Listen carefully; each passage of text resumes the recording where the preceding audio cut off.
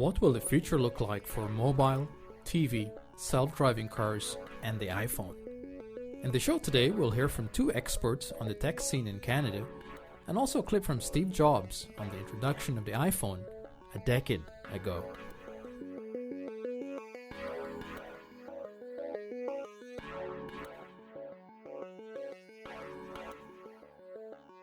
Hi there, this is Marcelo Sugdeo for WRLWND Radio.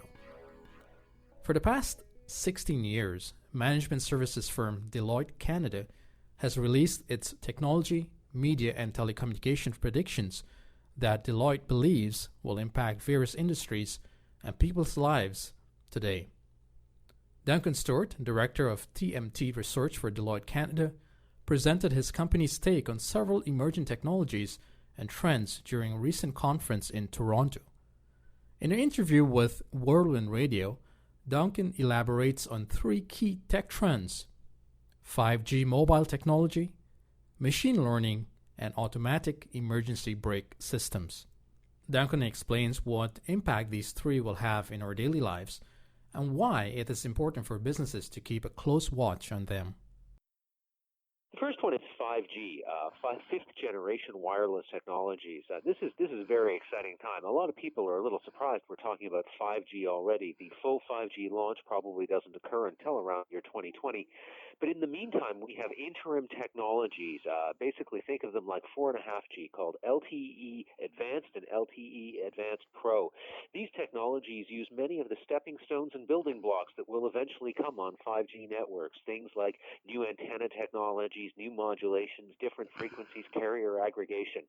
What does all this mean for consumers? Higher speeds. We will have literally hundreds of megabits per second available to our mobile and wireless devices. That's interesting. What else? Internet of Things. We see some low-power applications where 5G might make it even better and easier to connect various objects, both in factories and around our world and in our homes. Finally, one of the things we may see is fixed wireless access. Instead of having a cable coming into our house for our high-speed internet, we might be able to do it all wirelessly. That could be an exciting technology. You'd need to put a dish about the size of a tablet on the outside of your home, and you need line of sight to a tower. But that could be a very interesting technology for getting broadband to more Canadian homes in the near future. Next, we talked about machine learning, but not machine learning down in the data centers in California, but instead machine learning on our mobile devices. Deloitte predicts that worldwide over 300 million phones will sell in 2017 that have chips on board that are capable of acting like a neural network and doing the kind of convolutional deep machine learning that up until now has not been possible on mobile devices. What does that do? It improves the machine learning experience. It makes machine learning on our phones more private, more secure, since we don't have to send back to data centers and through the cloud. It also means that response time and latency will be improved. And finally, it may mean that some of our machine learning functions, things like facial recognition, speech recognition, transcription, indoor mapping, these things will work even when our phones are not connected to a wireless network, such as when we are in a remote location or perhaps even on an airplane. So when we look at the last, 5 years of hardware, the most exciting trend has been smartphones. When we look at software, the most exciting trend has been machine learning. I think combining machine learning on smartphones is going to be an amazing revolution, both for consumers and businesses in 2017 and beyond. Finally, let's take a look at cars. A lot of people are excited about the idea of autonomous vehicles, mainly because they think it'll make them safer. But the problem is that autonomous vehicles require a rewrite of legislation, regulation, and the technology is still not yet ready for prime time. Plus, it costs an awful lot of money. Instead, what we think is going to happen starting in 2017 and going out until the next 5 years, we think more people are going to buy cars with automatic braking. This is a car, looks just like a normal car, except it's got cameras, radars, or maybe even lasers on the front, and it detects objects in the path of a vehicle, and a robot makes a decision and hits the brakes with without human intervention. Why does that matter? Because robots are faster than people. They don't get distracted, they don't get sleepy, and they have better reaction times. And that difference of even 1 to 1.5 seconds from a robot sensing an obstacle in your path, well, that can be a difference that literally comes down to life and death. An accident at over 60 miles an hour is almost certainly fatal for the occupants of a car, even with seatbelts and airbags. Meanwhile, if you can reduce speed to about 30 miles an hour, all of a sudden, virtually nobody ends up getting killed inside the car. So we think this safety technology is something that Canadians and Americans will be embracing starting in 2017. And by 2022, we think that all new cars will come with this feature standard. What does that mean? We're predicting 6,000 lives a year saved in the United States, plus more up here in Canada. So we think that as science fiction-y and sexy as self-driving vehicles are, we think automatic braking is actually about putting safety first, and very exciting technology for 2017 and years to come. These technologies are already being prepared for here in Canada, and many companies are also moving to facilitate the introduction of 5G, the use of machine learning, and growth in self-driving cars. When we look at 5G, multiple Canadian carriers are already rolling out E Advanced and LTE Advanced Pro. When we look at machine learning on smartphones, there are, of course, Canadian smartphone manufacturers, but there are also many companies that are providing the services, the machine learning services that will work on these new chips. And when I take a look at automatic braking, obviously Detroit Windsor is the global center of the car industry. Many Canadian companies are making the components and even the finished vehicles that end up being a part of automatic braking solutions. So it isn't just Canadian consumers and businesses that will benefit, it's Canadian innovators, entrepreneurs, and manufacturers. That was Duncan Stewart, Director of TMT Research for Deloitte Canada. This week, 10 years ago, Steve Jobs announced to the world the iPhone. It's hard to believe that it's been a decade since the iPhone was introduced. The iPhone has changed the way we live dramatically over the last 10 years. On January 9th, 2007 at the Macworld Convention, Steve Jobs pitched the revolutionary iPhone. Roll clip 1. Today, we're introducing 3 revolutionary products of this class. The first one is a widescreen iPod with touch controls.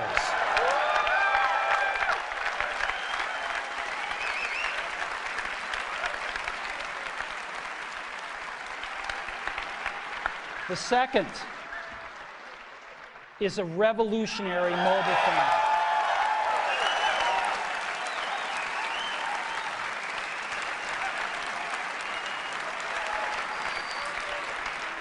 And the third is a breakthrough internet communications device.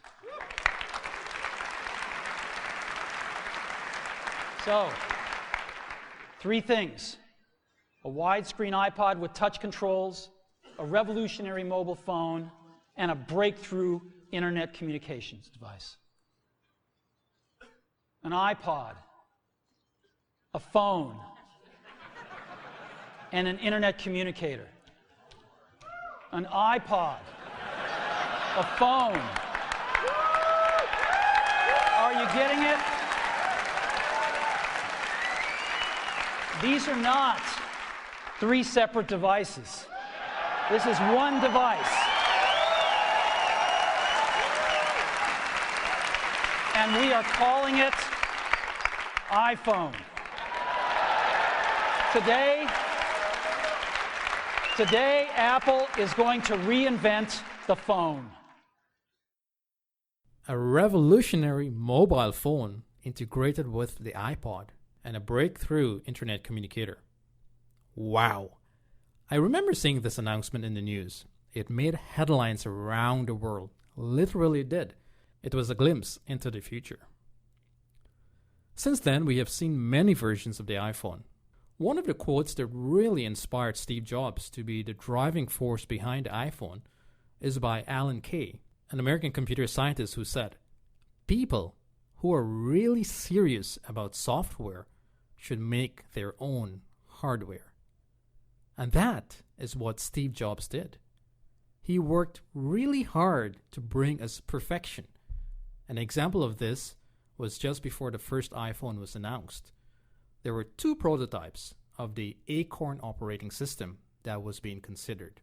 Yep, Acorn operating system.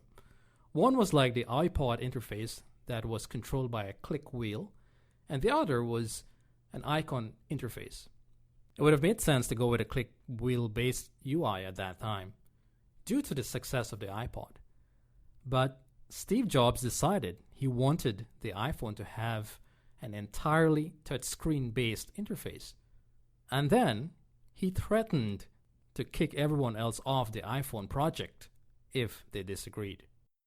Here is a man who was really serious about the software and also the hardware. We have seen the evolution of the iPhone over the past 10 years.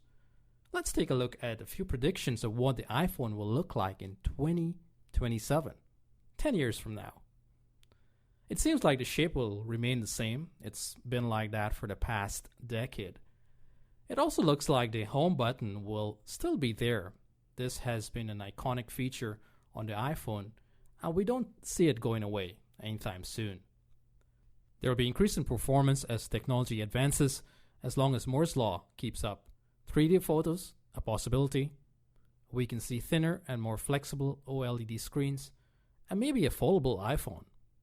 On crackable screens? 6 years ago, my iPod fell out of my pocket, and it cracked. Seriously, I almost cried. And the final prediction is wireless charging with solar panels. So we have a lot to look forward to in the next 10 years, but a question that some critics have is, based on what has been happening to the iPhone in the last few years, that is the lack of innovation, will the iPhone still be around in 2027? Next, to talk about the future of TV, we have Lindsay Takashima, the Vice President of Sales and Marketing from Hisense Canada. We asked Lindsay what we can expect to see in the near future regarding TV sets. Clip 2.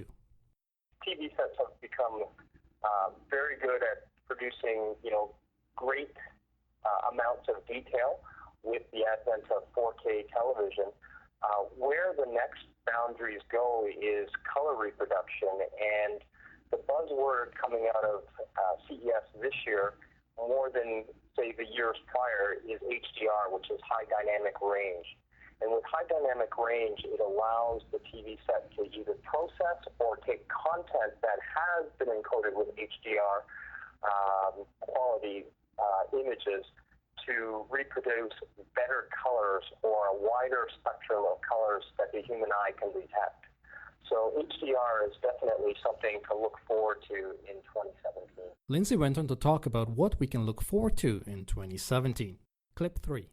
Focus going forward for 2017 is bigger sets. We've seen the market trend over the last year going more towards a 55-inch screen sizes and larger. So 55 and 65-inch TV sets were very popular in 2016. We don't think this is going to change in 2017. So Hisense Canada will have more models in those screen sizes than we had in 2016. Lindsay went on to share with us a really exciting product that they will introduce later this year, a short throw projector. Clip 4. So Lasercast from Hisense Canada, we will be launching this product, which is unique. Which is a unique item because Hisense actually has 20 different patents on this type of front projector that is laser-based rather than relying on a high-intensity lamp or light bulb, so to speak.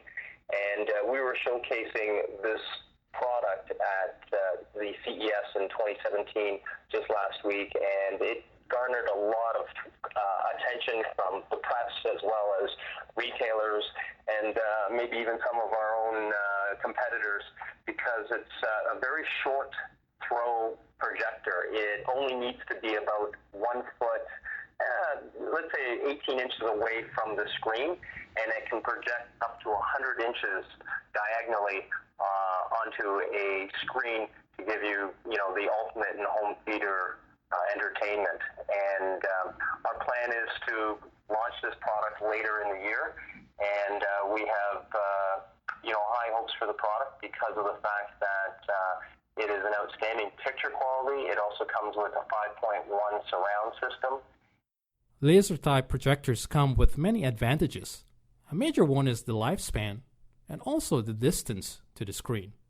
The longevity of the laser, it has 20,000 hour life expectancy, which, if you do the math, you're watching approximately 4 hours a day, 7 days a week, it comes out to about 20 years of life expectancy, which is substantially longer than any type of other front projector type system that requires a lamp or a light bulb, so to speak. The other benefit is it being such a short throw, you do not have to worry about trying to mount it, 8 feet, 10 feet away from the front projector, from the screen. That way, having such a short distance for the light to travel, there is less ambient light that the projection image is having to compete with. That's it for the show today. Thanks to our guests, Duncan Stewart from Deloitte Canada and Lindsay Takashima from Hisense Canada. On behalf of the team at WRLWND Radio, this is Marcel Sugdeo saying stay safe in the technology whirlwind.